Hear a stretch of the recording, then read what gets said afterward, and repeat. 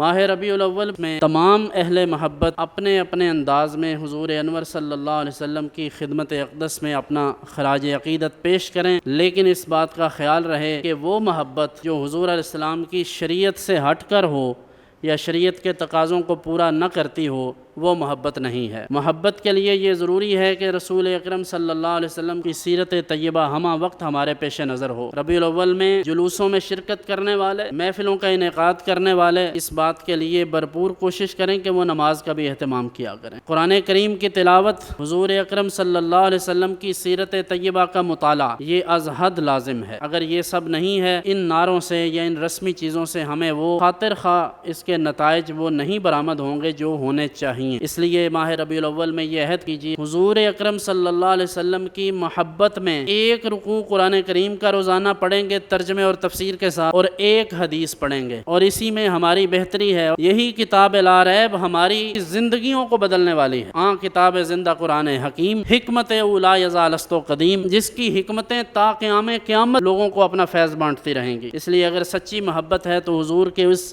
لائے ہوئے قرآن اور حضور علیہ الصلوۃ والتسلیم کی عطا کردہ ان تعلیمات کو ہمیشہ پیش نظر رکھیے، اور جو لوگ جلوس نکالیں ان کی خدمت میں دست بستہ گزارش ہے کہ وہ راستوں کو بند نہ کریں۔ اسی طرح محافل نعت کا انعقاد کرنے والے دوستوں سے بھی گزارش ہے کہ شہروں میں اور تنگ جگہوں پر جہاں گزرگاہیں چھوٹی ہوتی ہیں وہاں راستہ بند کر کے محفل نہ کروائیں، مسجد میں کروائیں یا کسی کھلے پلاٹ میں کروائیں۔ اگر راستہ بند کرنا ہو تو متبادل راستہ لوگوں کو بتا دیں کہ بھائی یہ راستہ ہے، تاکہ لوگوں کو دقت نہ ہو۔ یہ وہ بنیادی چیزیں ہیں جو آقا کونین صلی اللہ علیہ وآلہ وسلم نے ہمیں عطا فرمائی ہیں۔ اور پھر اس سے بھی اہم ترین بات کہ حضور اکرم صلی اللہ علیہ وسلم نے جب اعلان نبوت فرمایا تو حضور نے ارشاد فرمایا، میں تمہارے درمیان اتنا عرصہ رہا ہوں، بتاؤ میں نے کبھی جھوٹ بولا ہے؟ عرض کیا نہیں۔ فرمایا کبھی امانت میں خیانت کی ہے؟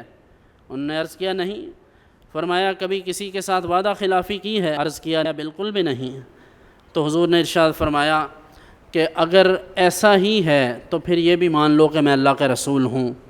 اب آپ اندازہ کیجئے، جس چیز کو حضور علیہ الصلوۃ والتسلیم نے بطور دلیل ان کے سامنے نبوت کے اعلان سے پہلے ذکر فرمایا، وہ یہ ہے کہ ہم جھوٹ نہ بولیں، وہ یہ ہے کہ ہم لوگوں کے ساتھ دھوکہ نہ کریں، وہ یہ ہے کہ ہم کیے ہوئے وعدے پورے کریں۔